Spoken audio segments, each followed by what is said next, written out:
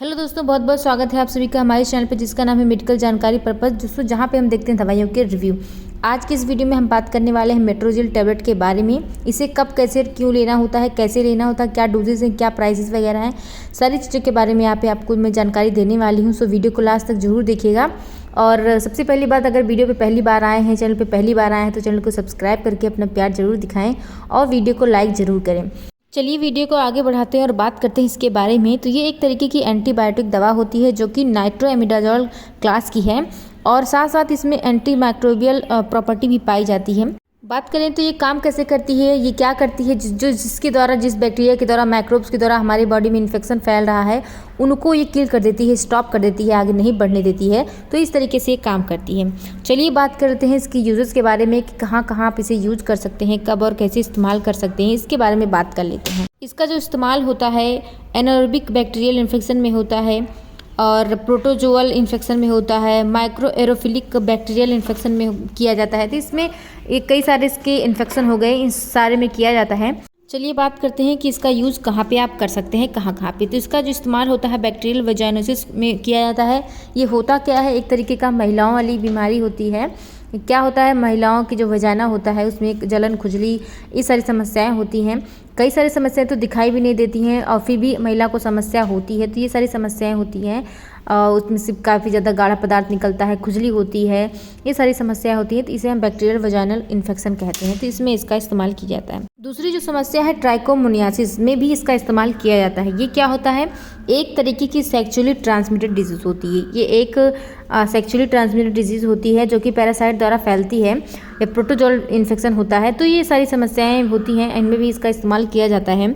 तीसरी जो समस्या है पेल्विक इन्फ्लेमेटरी डिजीज़ होती है। इनमें क्या होता है, महिला के जो प्रजनन अंग हैं उनमें जो बैक्टीरिया होती हैं यौन से फैलोपियन ट्यूब तक या फिर अंडाशय तक फैल जाती है, तो उस कारण में भी इसका इस्तेमाल किया जाता है।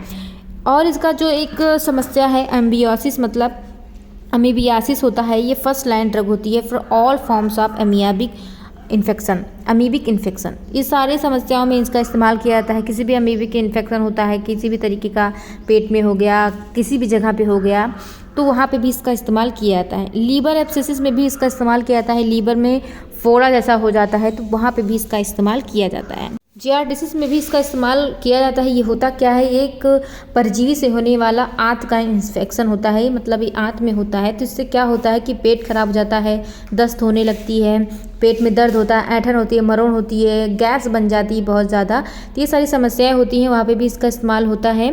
अल्सरेटिव जिंजिवाइटिस में भी इसका इस्तेमाल होता है, यानी दांत में जिसे कहते हैं अल्सर, दांत में अल्सर, वहाँ पे भी इसका इस्तेमाल कर सकते हैं। दांत से खून आना, दांत में दर्द होना, वहाँ पे भी इसका इस्तेमाल आप कर सकते हो। पेप्टिक अल्सर में भी इसका इस्तेमाल होता है, यहाँ पे भी आप इसका इस्तेमाल कर सकते हैं। लूज मोशन में भी इसका इस्तेमाल होता है, यानी दस्त आने आता है तो कुछ लोगों को, तो वहाँ पे भी इसका इस्तेमाल कर सकते हैं। डॉक्टर वहाँ भी इसको रिकमेंड करता है। ये तो हो गए इसके कुछ मोटे मोटे फ़ायदे। डॉक्टर अपने एक्सपीरियंस से कहीं किसी और भी जगह पे इसका इस्तेमाल कर सकते हैं। चलिए बात कर लेते हैं कि ये मार्केट में आपको किस ब्रांड नेम से मिलेगा।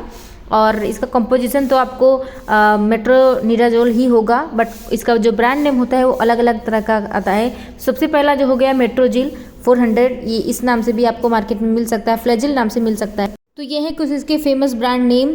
और इसकी काफ़ी सारी स्ट्रेंथ आती है मार्केट में, 200 mg, 400 mg, और ज़्यादा से ज़्यादा डॉक्टर आपको 200 mg या 400 mg ही रिकमेंड करते हैं। 250 mg की भी आती है और 500 mg की भी आती है। तो ये सारे इसके स्ट्रेंथ हो गए, अलग अलग स्ट्रेंथ में मार्केट में आपको मिलेगी।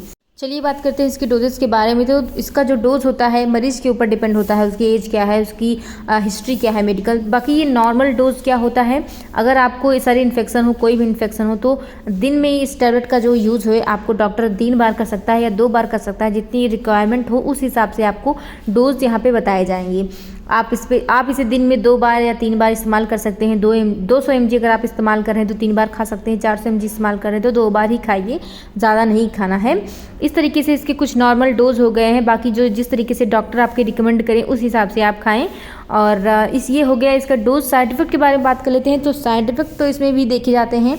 अगर आप इसका इस्तेमाल कर रहे हैं और आपको मतली आना, उल्टी आना, पेट में दर्द होना, ये सारी समस्याएं हो रही हैं, तो ये आपके कुछ साइड इफ़ेक्ट हैं। आप कंटिन्यू बने रहें तो दवा को बिल्कुल भी खाएं ना। इसे स्टॉप कर दें, डॉक्टर की सलाह लें, उसके बाद ही खाएं। सो दोस्तों ये था आज का वीडियो। आई होप आपको वीडियो कुछ समझ में आया हो, थोड़ी सी भी नॉलेज मिली हो।